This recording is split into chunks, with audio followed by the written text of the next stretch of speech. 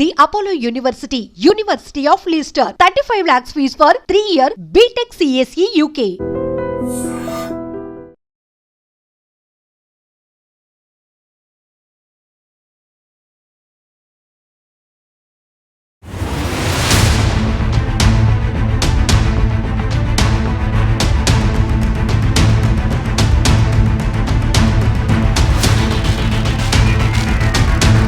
నమస్తే, welcome to I dream social spot light with Kavitha. Iran Israel మధ్య 12 రోజుల పాటు భీకరమైనటువంటి యుద్ధం జరిగింది. మూడో ప్రపంచ యుద్ధం జరుగుతుందా అన్నంతగా బోల్డ్ అన్ని విశ్లేషణలు అయితే వినిపించాయి. సడన్ గా సీజ్ ఫైర్ ని ఇరాన్ ఎందుకని అనౌన్స్ చేసింది? మధ్యవర్తిత్వం ట్రంప్ నెరవేర్చారా? యాక్చువల్ గా ఇదే కండిషన్ కంటిన్యూ అవుతే భారతదేశానికి చాలా కష్టతరం అయ్యేది. ఇలాంటి అనాలిసిస్ లు ఎందుకని వినిపిస్తున్నాయి? మనతో పాటుగా ఉన్నారు సిబిఐ మాజీ జేడి లక్ష్మీనారాయణ గారు. సార్ నమస్కారం. సార్ నమస్తే కవిత గారు.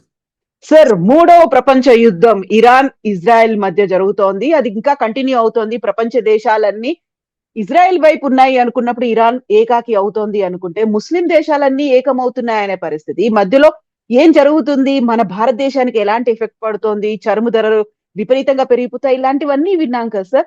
సడన్ గా సీజ్ ఫైర్ ని అనౌన్స్ చేశారు. దీంట్లో మధ్యవర్తిత్వం వహించింది ఎవరు సార్?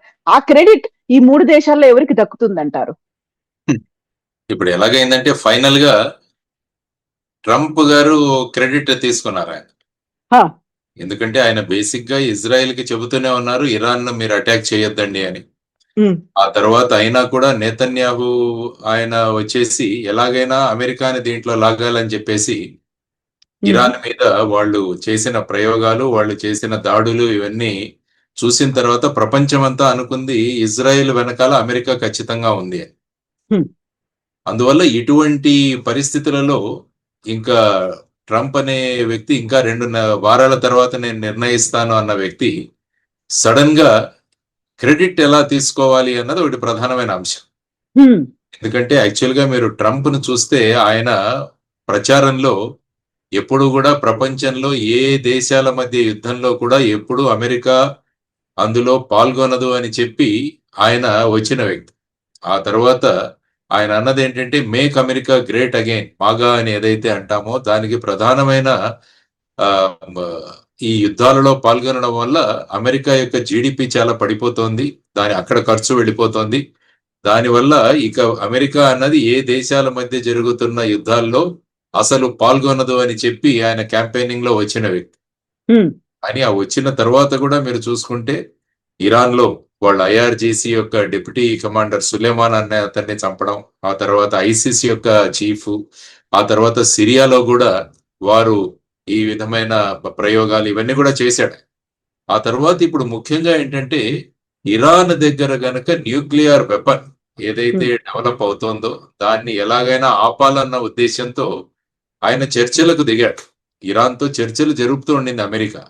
6 సార్లు వాళ్ళ ఆఫీసర్లు వీళ్ళంతా కూర్చున్నారు, అక్కడ ఉన్న డిప్లొమాట్స్ వీళ్ళంతా. కానీ ఆ తర్వాత ఈ లోపలే ఇజ్రాయెల్ వచ్చేసి వాళ్ళ మీద అటాక్ చేయడం మొదలుపెట్టింది. ఇప్పుడు ఎలాంటి పరిస్థితిలో ఉంది అంటే ఇప్పుడు ఇజ్రాయెల్ ఈ క్రెడిట్ మొత్తం తీసుకుంటుందా అన్నది కూడా ఒక ప్రధానమైన అంశం. ఆ తర్వాత ఇజ్రాయెల్ కూడా బలవంతంగా అమెరికాను ఈ యుద్ధంలోకి లాగింది.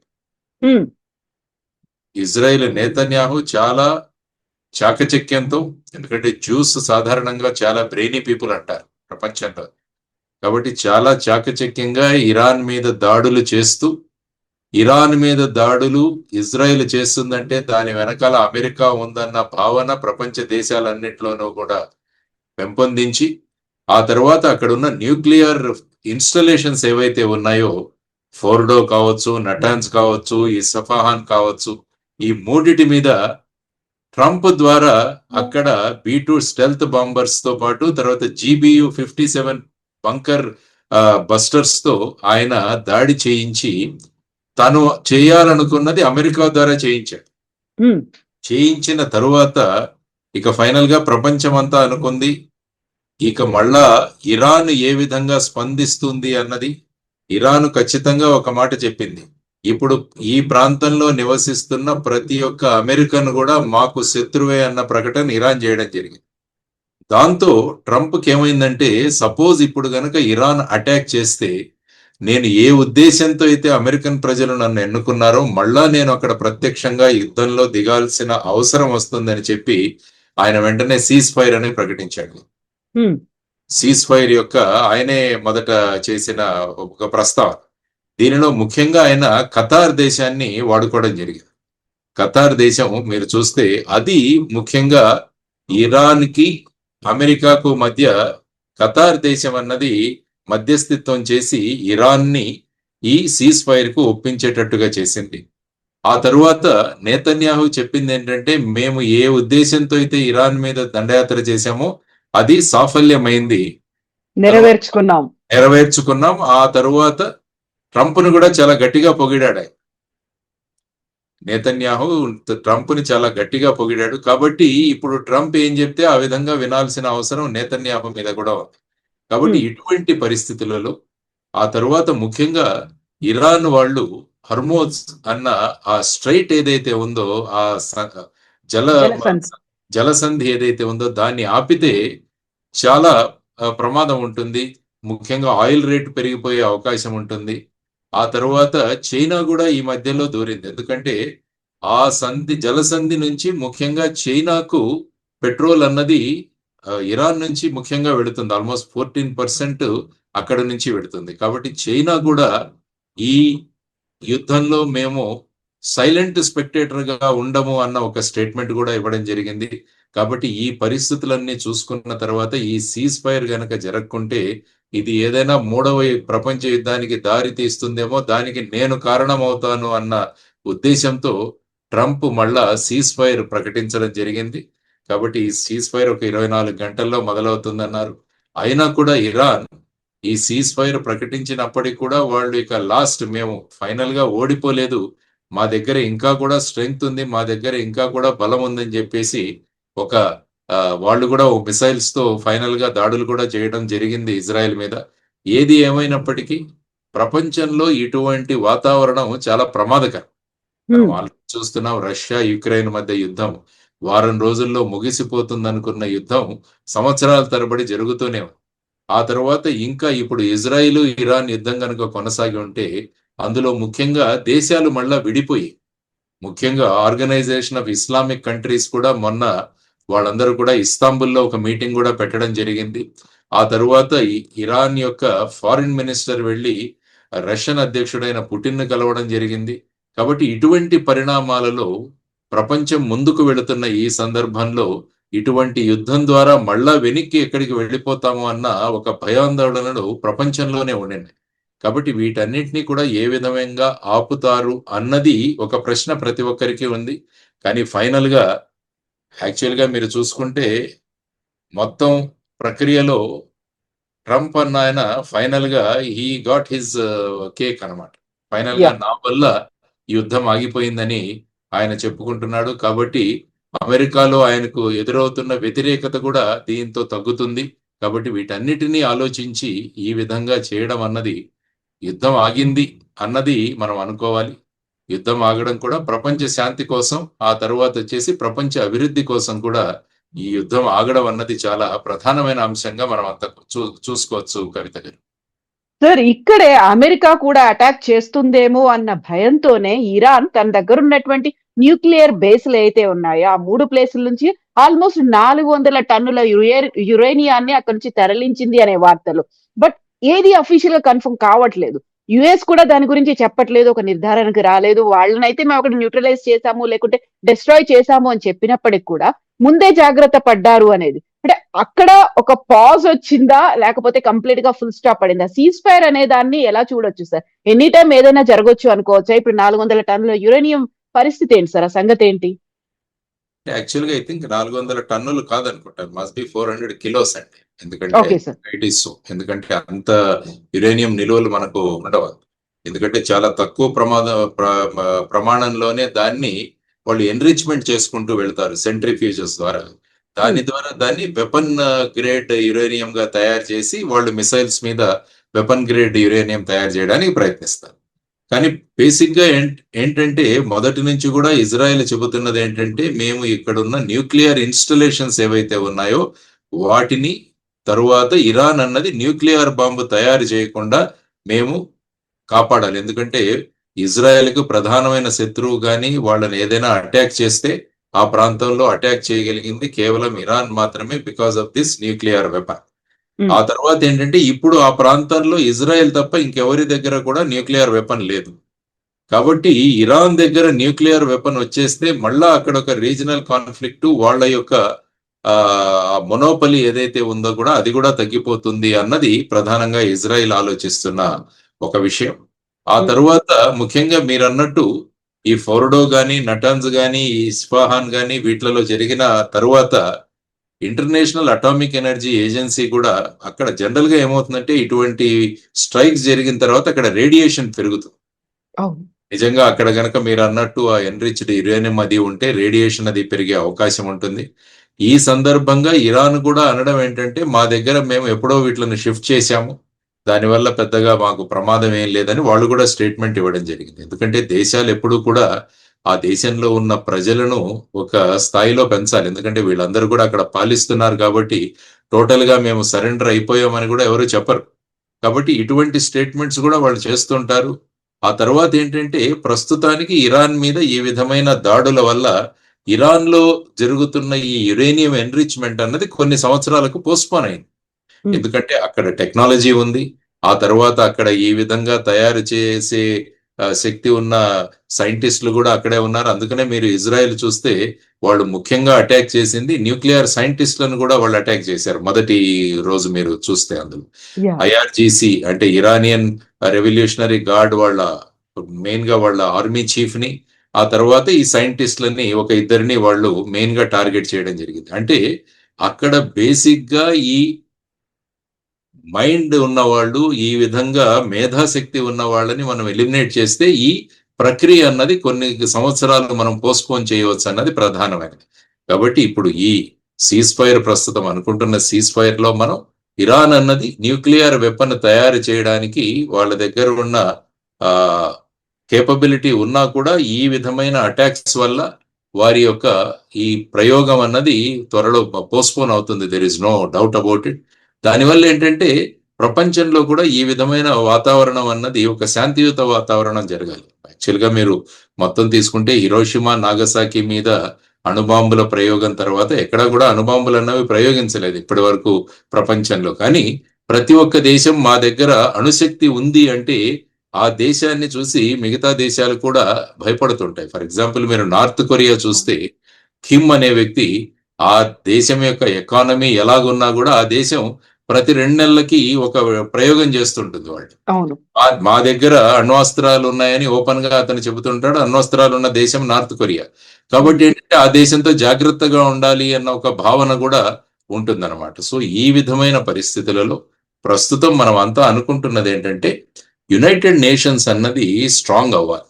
మనం 2వ ప్రపంచ యుద్ధం తర్వాత ఐక్యరాజ్య సమితిని ఏర్పాటు చేసుకున్నాం. అంటే ఇటువంటి పరిస్థితులు వచ్చినప్పుడు ప్రపంచంలో అశాంతి నెలకొనకుండా అది ఒక ఏజెన్సీ లాగా మనం పెట్టుకుంటే ఆ తర్వాత ఏంటంటే కాలక్రమేణా మీరు చూస్తే యునైటెడ్ నేషన్స్, ఐక్యరాజ్య సమితి యొక్క ప్రాధాన్యత తగ్గిపోతుంది. సో దీనిని కూడా పునరుద్ధరించాల్సిన అవసరం చాలా ఉంది. లేకుంటే ఈ విధంగా ఇండివిజువల్ దేశాలు ఏవైతే ఉన్నాయో తమకి ఇష్టం వచ్చినట్టు వాళ్ళు ప్రవర్తించడం మొదలు పెడితే ప్రపంచ శాంతికే ఇది నష్టాన్ని కలుగజేస్తుంది. కాబట్టి ఈ ఇరాన్ తర్వాత ఇజ్రాయెల్ మధ్య జరుగుతున్న ఈ కాన్ఫ్లిక్ట్ ఏదైతే ఉందో, ఆ తర్వాత ప్రస్తుతం అనుకుంటున్న సీజ్ ఫైర్ తర్వాత లాంగ్ టర్మ్ మెజర్స్ కూడా మనం అందరం కలిసి ఆలోచించాల్సిన అవసరం ఉందనేది నా అభిప్రాయం అండి. సార్, ఇక్కడే మనకి భారతదేశానికి సంబంధించి ఒక పాత్ర అనేది ఎలా ఉండాలంటారు? 2 దేశాల మీదే మనం డిపెండెన్సీ అనేది ఉంది. ఒక ఇజ్రాయెల్ తో మోర్ దాన్ దిస్ ఒక ఫ్రెండ్షిప్ అనేది కూడా ఉంది. రక్షణ రంగానికి సంబంధించి అక్కడి నుంచి మనం తీసుకుంటూ ఉన్నాము. చమురు కావచ్చు, మిగతా ఉత్పత్తుల కోసం ఇరాన్ మీద డిపెండ్ అవుతున్నాము. ఒకవేళ ఇదే కనుక కంటిన్యూ అవుతే భారతదేశానికి ఒక నష్టం అనేటువంటి పరిస్థితులు కూడా ఉన్నాయి. కాబట్టి మనం సెల్ఫ్ డిపెండెంట్ అవుదాము అనుకుంటే 2 రకాలుగా కూడా ఆలోచించాల్సిన పరిస్థితి అయితే ఉంటుంది. మనం ఎలాంటి స్టెప్ తీసుకోవాలంటారు సార్? న్యూట్రల్ గా ఉండాలా ఫ్రెండ్స్? భారతదేశం ముఖ్యంగా ప్రధానమంత్రి నరేంద్ర మోడీ గారి స్టేట్మెంట్ చూసినా ఈ కాన్ఫ్లిక్ట్ ఏదైతే ఉందో ఇది చర్చల ద్వారా పరిష్కరించుకోవాలని ఆయన అభిప్రాయం వ్యక్తం చేయడం జరిగింది. మీరు అన్నట్టు బేసిక్ గా భారతదేశం 2 దేశాల మీద కూడా వాళ్ళు డిపెండ్ అయి ఉన్నారు. ఎందుకంటే టెక్నాలజీ కానీ తర్వాత వెపన్ టెక్నాలజీ కానీ వీటన్నిటిలో మనం ఇజ్రాయెల్ మీద ఆధారపడి ఉన్నాం. అదేవిధంగా మీరు చెప్తున్నప్పుడు 80% భారతదేశం యొక్క ఇంపోర్ట్స్ అన్ని, ఆయిల్ ఇంపోర్ట్స్ అన్ని కూడా గల్ఫ్ నుంచి తీసుకుంటున్నాం. ఈ మధ్య కొంత శాతం మనం రష్యా నుంచి కూడా తీసుకుంటాం. సో దీనివల్ల అక్కడ గనక ఈ కాన్ఫ్లిక్ట్ అన్నది కొనసాగి ఉంటే ముఖ్యంగా మన క్రూడ్ ఇంపోర్ట్స్ ఏవైతే ఉన్నాయో వాటన్నిటి మీద ప్రభావం చూపించేది. ఆ తర్వాత వచ్చేసి ముఖ్యంగా భారతదేశం ఇరాన్తో కూడా సత్సంబంధాలు ఉన్నాయి. అక్కడ చబహార్ అన్న పోర్ట్ కావచ్చు, వీటన్నిటి నుంచి కూడా మనం రేపు వాణిజ్య వ్యవహారాలు బాగా ఉండాలన్న ధోరణిలో భారతదేశం ముందుకు వెళుతోంది.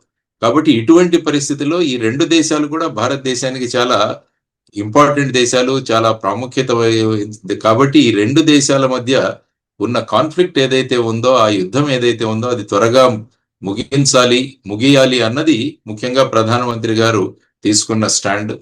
ఆ తర్వాత ముఖ్యంగా ఇప్పుడు చూసుకోవాల్సింది, మరి ఇది అయిపోయిన తర్వాత ఇజ్రాయెల్ మళ్ళా గాజా మీద ఏ విధంగా వారి ప్రయోగాలు చేస్తుందన్నది కూడా చూడాల్సిన అంశం. ఎందుకంటే సుమారుగా అక్కడ డిసెంబర్ నుంచి మీరు తీసుకుంటే సుమారుగా 60,000 మంది చనిపోయారు. ఆ తరువాత అక్కడ శరణార్థులు ఎవరైతే ఉన్నారో వారికి ఆహార సరఫరా చేస్తున్న ప్రాంతంలో కూడా ఇరాన్ వెళ్ళి అక్కడ దాడులు చేస్తాం. సో ఇదన్నీ చూస్తుంటే ఏంటంటే మానవత్వం నుంచి సమాజం ఎక్కడో బయటికి వెళ్ళిపోతుందన్నది ఒక రకమైన అభిప్రాయం వ్యక్తం అవుతుంది. ఏది ఏమైనా ఒక దేశానికి ఇంకో దేశానికి మధ్య ఈ విధమైన అభిప్రాయ భేదాలు ఉండొచ్చు, కానీ ఈ అభిప్రాయ భేదాలు అన్నవి కూర్చొని చర్చలతో మనం సాధించుకోవాల్సిన అంశాలు. కానీ ఈ విధంగా ఏ అభం శుభం ఎరగని మహిళలు కావచ్చు, పిల్లలు కావచ్చు, అక్కడ రోజు టీవీల్లో ఆ చిత్రాలు చూస్తుంటే చాలా హృదయ విదారకంగా ఉంటాయన్నమాట. కాబట్టి దీన్ని ఏ దేశం కూడా ఎంకరేజ్ చేయకూడదు. సో అందుకనే అంటున్నారు, యునైటెడ్ నేషన్స్ అన్నది మళ్ళా ఒక స్ట్రాంగ్ గా మనం ఎస్టాబ్లిష్ చేసుకోగలిగితే ఇటువంటి ఒక్కొక్క దేశము ఆ అధ్యక్షుల, ఆ ప్రైమ్ మినిస్టర్ యొక్క భావజాలంతో కానీ వారి ఉద్వేగాలతో ప్రపంచానికి నష్టం కలిగించే తర్వాత మానవత్వాన్ని ఎక్కడికో తీసుకువెళ్ళిపోతున్న అంశాలు కూడా మనం చూస్తున్నాం. కాబట్టి ఈ సందర్భంగా మళ్ళా ఇజ్రాయెల్, గాజా ఆ పరిసర ప్రాంతాన్ని కూడా ఏ విధమైన డెవలప్మెంట్స్ ఉంటాయన్నది, ఆ తర్వాత కొన్ని దేశాలు, ఫర్ ఎగ్జాంపుల్ ముఖ్యంగా ఇజ్రాయెల్ చెబుతున్నది ఏంటంటే ఇరాన్ అన్నది అక్కడ ఉన్న హమాస్ కానీ, లేకుంటే హజ్బుల్లా కానీ, లేకుంటే యమన్ లో ఉన్న హౌతీస్ కానీ, వీరందరికీ కూడా ఇరాన్ సపోర్ట్ చేస్తుంది. వాళ్ళందరూ కూడా ప్రాక్సీ వారి ఈ ఇజ్రాయెల్ మీద చేస్తున్నాం కాబట్టి మేము ఈ దాడులు చేస్తున్నాం అన్నది కూడా వారు చెప్తున్న విషయాలు. కాబట్టి వీటన్నిటినీ పరిష్కరించుకొని ప్రపంచంలో ఉన్న దేశాలన్నీ కూర్చొని ఈ విధమైన ఉగ్రవాదం, ఈ విధమైన చర్యలు ఇవన్నీ జరగకుండా మనం అందరం కూడా ఒక కాంక్రీట్ స్టెప్ తీసుకుంటూ డెవలప్మెంట్ దిశగా, అభివృద్ధి దిశగా మనం ముందుకు వెళ్లే బాటలు వేయాలని అందరం అనుకోవాలి. సార్, ఇప్పుడు ఆపరేషన్ సింధూర్ తర్వాత జరగబోయేటువంటి యుద్ధాన్ని నేనే ఆపాను అని ట్రంప్ కూడా చెప్పారు. ఆ తర్వాత నోబెల్ పీస్ ప్రైజ్ కి ఆయన పేరును నామినేట్ చేయాలి అనేటువంటి ప్రతిపాదన పాకిస్తాన్ నుంచి కూడా వచ్చింది. ఇప్పుడు ఇరాన్, ఇజ్రాయెల్ మధ్యలో జరుగుతున్న దీనికి మధ్యవర్తిత్వం వహించాను, సీజ్ ఫైర్ కూడా ట్రంప్ చెప్పడం వల్లే జరిగింది అనేది ఇంకొక స్టెప్ ముందుకు పడిందా sir Nobel peace prize Trump కు రావడానికి? నా ఉద్దేశంలో ఆయనకి ఇచ్చేస్తే సరిపోతుంది. ఎందుకంటే ఆయన ప్రపంచ శాంతికి కట్టుబడి ఉంటాడు. అప్పుడు డెఫినెట్ గా నోబెల్ ప్రైజ్ తీసుకున్న వ్యక్తి ఖచ్చితంగా ప్రపంచ శాంతికి కట్టుబడి ఉండాలి. ఎందుకంటే ముఖ్యంగా మీరు చూసుకుంటే బరాక్ ఒబామా కూడా నోబెల్ ప్రైజ్ ఇచ్చారు. ట్రంప్ అన్నది ఏంటంటే ఆయన పెద్దగా చేసింది ఏమీ లేదు, అయినా కూడా ఆయన మంచి స్పీచ్లు ఇచ్చాడు, దానివల్ల ఆయనకి నోబెల్ ప్రైజ్ వచ్చింది. నేను ఇంత ఇదిగా చేస్తున్నాను, భారత పాకిస్తాన్ మధ్య యుద్ధం రాకుండా ఆపింది నేను, ఇప్పుడు మీరు అన్నట్టు ఇరాను ఇజ్రాయెల్ మధ్య కూడా ఆపింది నేను, కాబట్టి I'm the most suitable person అన్నది ఆయన అభిప్రాయం. దానితో పాటు మీరు అన్నట్టు పాకిస్తాన్ మొన్న ఆసిఫ్ మునీర్ అక్కడికి వెళ్ళినప్పుడు ఆయన కూడా ప్రతిపాదించడం జరిగింది. కాబట్టి ఏది ఏమైనా ప్రపంచంలో శాంతి నెలకొనడం చాలా ముఖ్యమైన అంశం. కాబట్టి ఆయనకు నోబెల్ ప్రైజ్ ఏదైతే ఉంటుందో అది ఇచ్చేస్తే ఏమవుతుందంటే ఆయన కూడా కట్టుబడి ఉంటాడు. అంటే రేపు రాబోయే కాలంలో మళ్ళా వెళ్ళి అమెరికా ఈ విధంగా దాడులు, లేకుంటే అమెరికన్ ఫోర్సెస్ అక్కడ దించడం, యాక్చువల్ గా ఈ సీజ్ ఫైర్ జరగకుండా ఉండింటే, ఇరాన్ గనుక ఎక్కువగా వాళ్ళు విజృంభించుంటే అమెరికన్ ఫోర్సెస్ మళ్ళా ఇరాన్ లో దింపాల్సిన అవసరం కూడా వచ్చేది. ఎందుకంటే సుమారుగా 40,000 మంది అమెరికన్ సైనికులు గల్ఫ్ లో ఉన్నారు. వాటిని మీరు టార్గెట్ గా చేసుకుంటూ నిన్న ఖతార్ లో ఉన్న అమెరికన్ బేస్ మీద కూడా వీళ్ళు మిసైల్స్ పంపించడం జరిగింది. ఆ విధమైన పరిస్థితులు గనక నెలకొని ఉంటే ఇప్పుడు అమెరికన్ ఫోర్సెస్ మళ్ళా ఇరాన్ లోకి పంపించాల్సిన అవసరం కూడా వచ్చింది.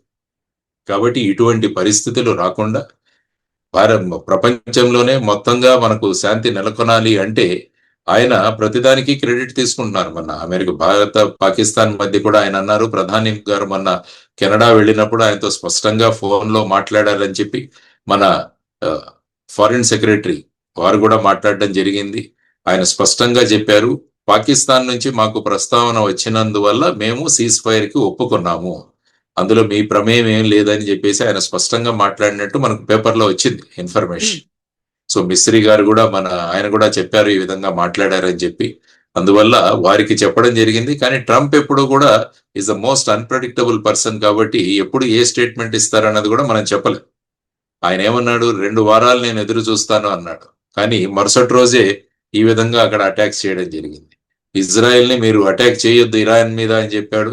వెంటనే వాళ్ళు కూడా దాన్ని చేశారు. కాబట్టి ఇవన్నీ కూడా చూస్తూ ఉంటే ఆయన స్టేట్మెంట్స్, ఎందుకంటే ముఖ్యంగా ఆయన ట్విట్టర్ లో చాలా యాక్టివ్ గా ఉంటారు.